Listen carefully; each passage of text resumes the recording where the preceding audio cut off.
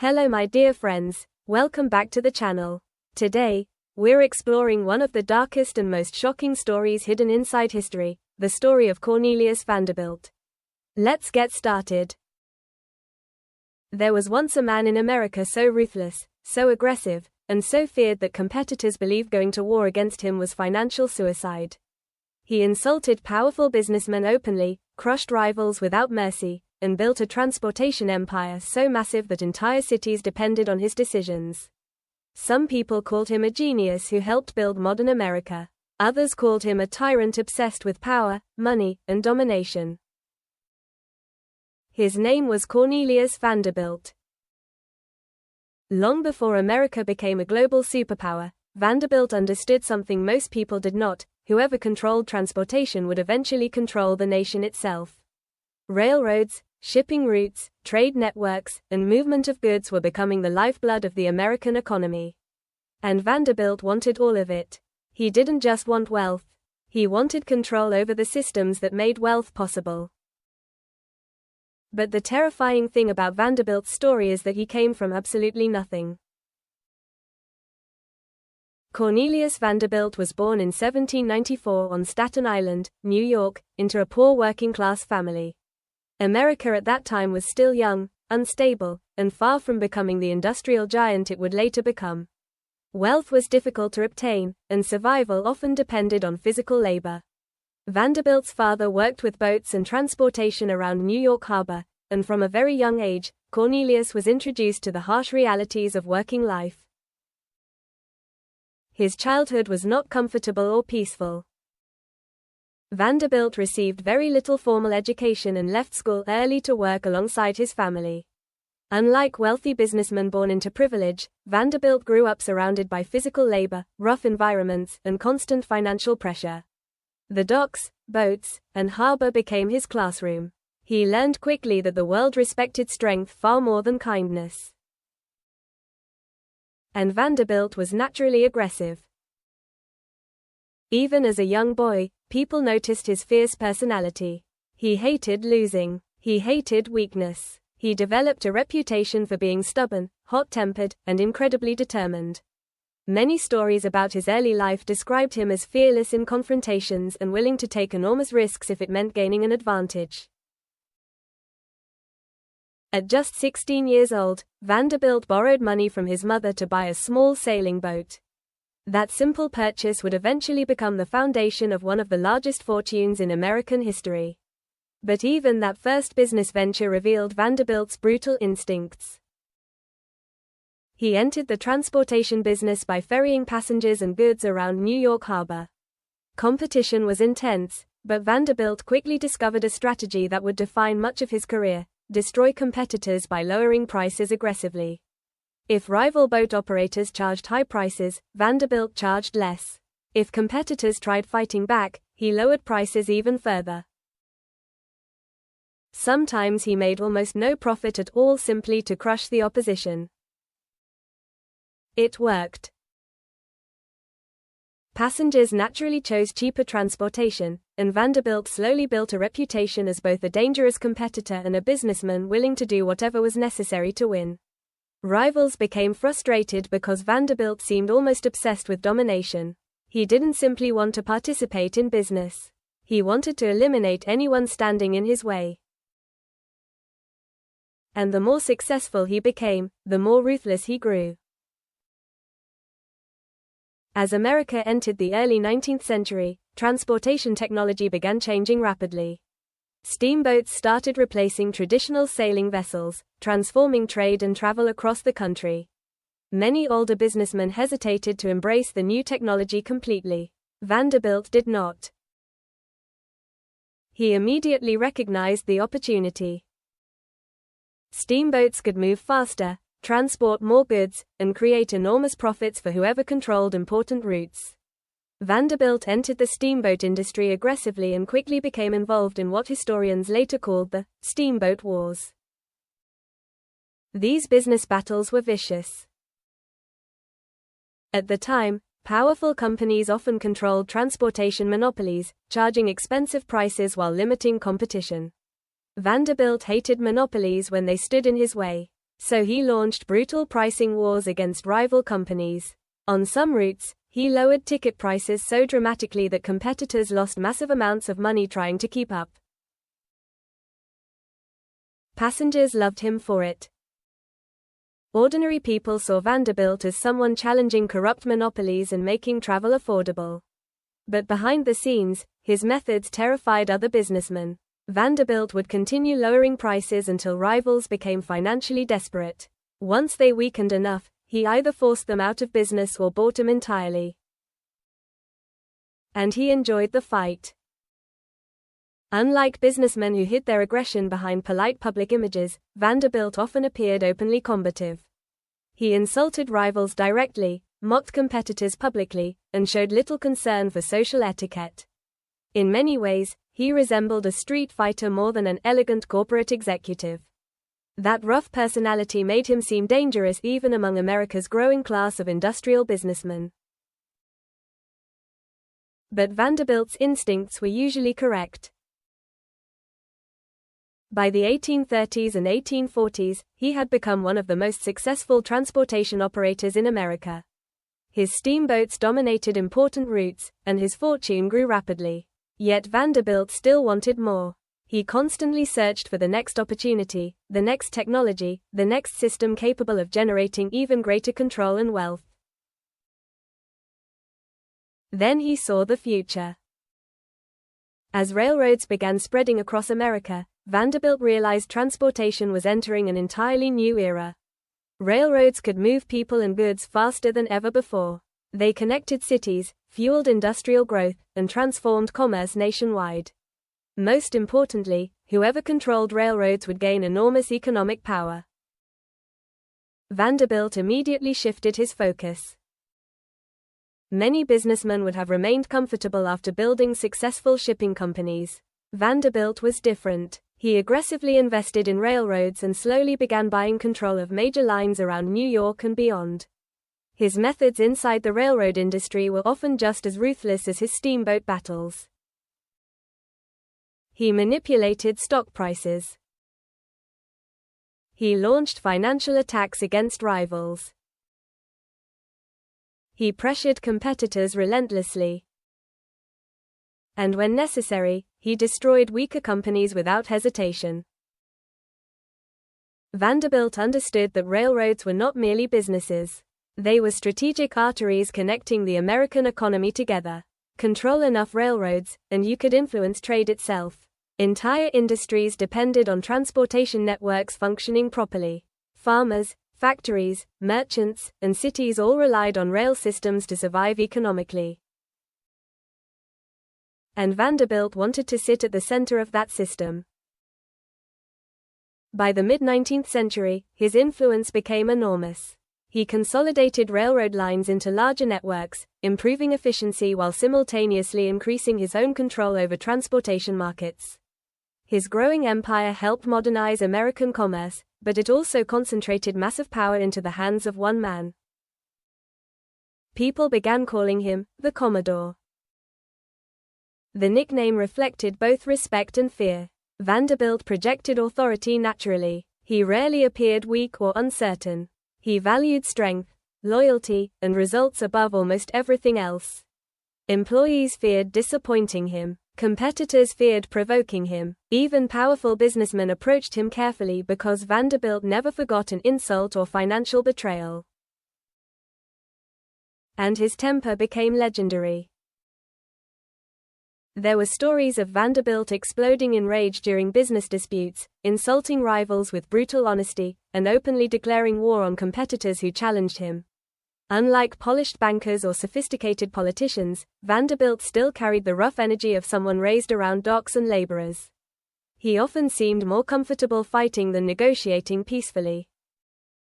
But beneath that aggression was remarkable intelligence. Vanderbilt understood timing better than many rivals. He knew when industries were changing and moved aggressively before others fully recognized the opportunity. First it was ferries, then steamboats, then railroads. At every stage, Vanderbilt positioned himself near the center of America's transportation revolution. And with every victory, his fortune expanded. Yet the rise of Vanderbilt's empire came with enormous human costs that many Americans preferred not to discuss openly. Railroad workers endured dangerous conditions. Construction accidents were common. Industrial safety standards were minimal compared to modern expectations. Thousands of laborers helped build the transportation systems generating Vanderbilt's wealth, often while risking their lives daily. But Vanderbilt rarely focused publicly on those sacrifices. To him, growth mattered more. Expansion mattered more. Efficiency mattered more. Like many industrial titans of his era, Vanderbilt believed business itself was a battlefield where survival depended on strength and aggression. Compassion often looked like weakness in that world. And perhaps that mentality explains why Vanderbilt became both admired and feared throughout America. To supporters, he represented unstoppable ambition. He helped modernize transportation, challenged monopolies, and built systems that accelerated America's economic growth. To critics, he represented something darker, the rise of businessmen powerful enough to influence entire industries through sheer force of will. By the late 1800s, Cornelius Vanderbilt was no longer simply a businessman from Staten Island. He had become one of the most powerful men in America. And the railroad empire he built was still growing larger, richer, and more dangerous with every passing year. By the time Cornelius Vanderbilt reached the peak of his power, America itself was changing around him at an almost terrifying speed. Cities were growing larger, factories expanded endlessly, railroads stretched across the nation like steel arteries pumping life into the economy. Goods, money, information, and people moved faster than ever before in human history. And standing at the center of that transformation was Vanderbilt. His railroad empire connected some of the most important commercial regions in America. Businesses depended on his transportation systems. Farmers depended on them. Entire cities relied on railroad networks controlled either directly or indirectly by the Commodore himself. Vanderbilt had become far more than a businessman. He had become a force capable of influencing the rhythm of the American economy. People feared that kind of power. There were rumors that Vanderbilt could financially cripple companies simply by changing railroad rates or cutting off transportation access. Some businessmen believed angering him could destroy years of work overnight. Others quietly admitted that competing against Vanderbilt felt almost impossible because his wealth and influence were simply too massive. And Vanderbilt enjoyed that reputation. Unlike industrialists who tried appearing gentle or intellectual, Vanderbilt rarely hid his aggressive personality. He believed business was war. Weakness invited defeat. Mercy created vulnerability. He openly mocked rivals he considered incompetent and often treated competition like personal combat. Many stories from the era described him as intimidating, explosive, and emotionally ruthless. One famous quote often associated with Vanderbilt perfectly captured his mindset. When dealing with certain business rivals, he reportedly declared, "What do I care about the law? Ain't I got the power?" Whether the quote was repeated exactly as spoken or not, Americans believed it sounded like something Vanderbilt would absolutely say. That alone revealed how people viewed him.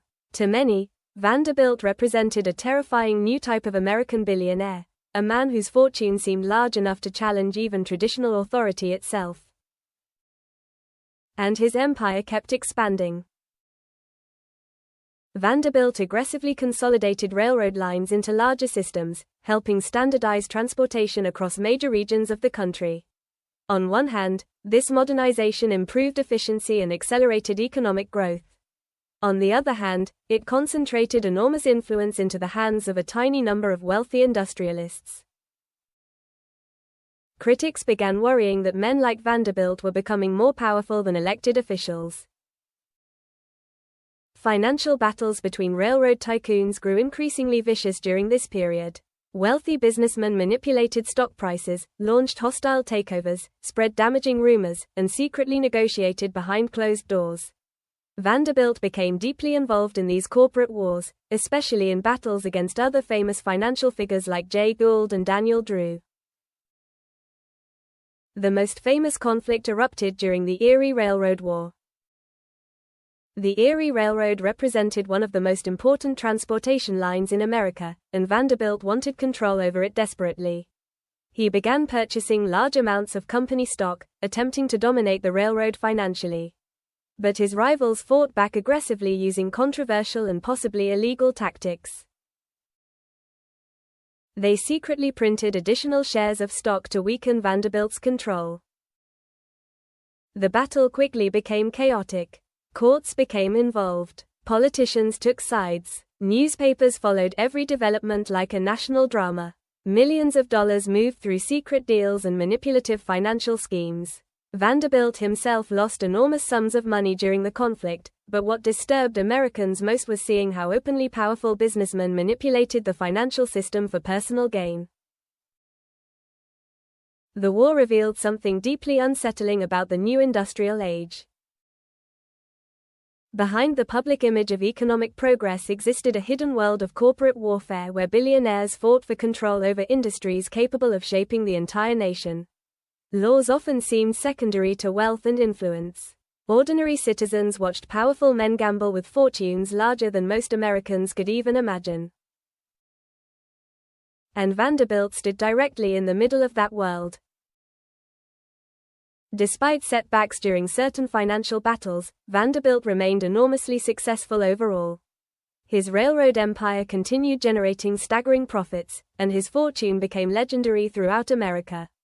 By the later years of his life, he was considered one of the richest individuals in the country. But wealth did not soften him.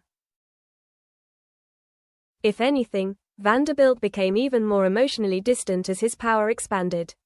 He valued results above sentimentality.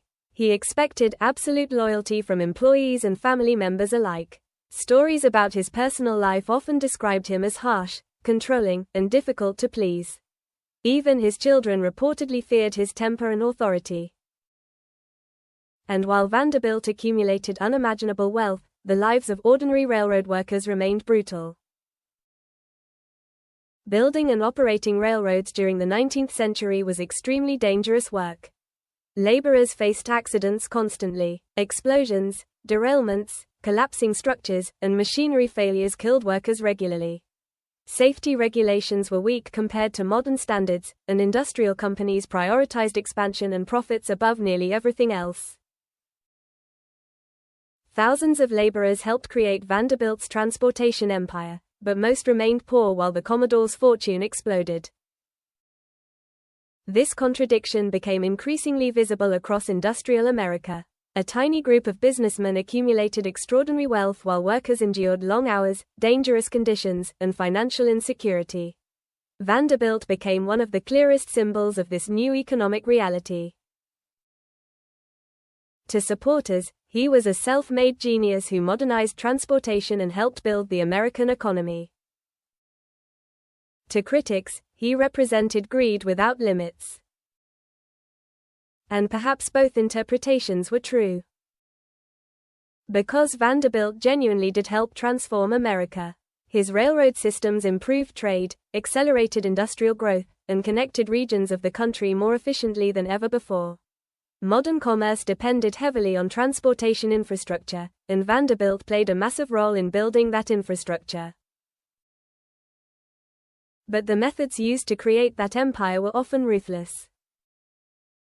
Competitors were crushed aggressively. Financial manipulation became common. Workers sacrificed their health and safety. And enormous economic power concentrated into fewer and fewer hands. Vanderbilt's rise symbolized both the brilliance and darkness of industrial capitalism itself. As he grew older, Vanderbilt became increasingly legendary in American society. Newspapers followed his movements closely. Businessmen studied his tactics carefully. Young entrepreneurs dreamed of building fortunes similar to his. At the same time, critics warned that America was entering an era where giant corporations and billionaire industrialists threatened democratic balance itself. Yet Vanderbilt himself rarely appeared concerned about public opinion. He focused on power, expansion, and control. That mindset defined nearly every stage of his career. From ferries to steamboats to railroads, Vanderbilt constantly searched for systems capable of dominating transportation and commerce. He understood earlier than most people that controlling infrastructure meant controlling opportunity itself. And that understanding made him incredibly dangerous. By the time Cornelius Vanderbilt died in 1877, he had accumulated one of the greatest fortunes in American history. His wealth was so enormous that it shocked the nation. But perhaps even more shocking was what happened after his death. The Vanderbilt family became symbols of extreme luxury and old-money American aristocracy. Massive mansions appeared. Lavish parties became legendary. The family's wealth transformed them into one of the most powerful dynasties in America's Gilded Age. Their homes looked almost royal compared to the lives of ordinary citizens. Marble halls, gigantic estates, extravagant architecture, and unimaginable luxury surrounded the Vanderbilt name. But beneath that glamorous image, cracks slowly began appearing. Many later generations of the Vanderbilt family struggled to preserve the enormous fortune Cornelius had created. Wealth was spent rapidly on luxury lifestyles, social status, and extravagant living. Over time, portions of the empire weakened, fragmented, or disappeared completely. Yet the Commodore's influence never truly vanished. Modern American transportation systems still carry echoes of Vanderbilt's vision. The railroad networks he helped build transformed commerce permanently. More importantly, Vanderbilt helped create a blueprint for the modern American billionaire: aggressive, ambitious, ruthless, and powerful enough to influence entire industries. His story revealed both the possibilities and dangers of capitalism on a massive scale. A poor boy from Staten Island truly rose to dominate the transportation systems of a growing nation. That achievement alone was extraordinary. But the path to that success exposed darker truths about wealth, power, and industrial expansion in America. Because Vanderbilt's empire was not built through kindness or fairness alone. It was built through pressure, conflict, aggression, and relentless ambition. And maybe that is why Cornelius Vanderbilt still feels so fascinating today. He represented something larger than one man's fortune. He represented the birth of an America where billionaires could shape industries, influence economies, and accumulate power beyond anything previous generations had ever witnessed. The Commodore did not simply build railroads. He helped build the modern system of wealth and power that would define America for generations to come. And somewhere inside that legacy remains the uncomfortable question that still follows many billionaires today. How much power should one person really be allowed to control? Thank you for joining me on today's journey into one of history's darkest hidden stories. If you enjoyed this video, don't forget to subscribe, and I'll see you again in the next mystery hidden inside history.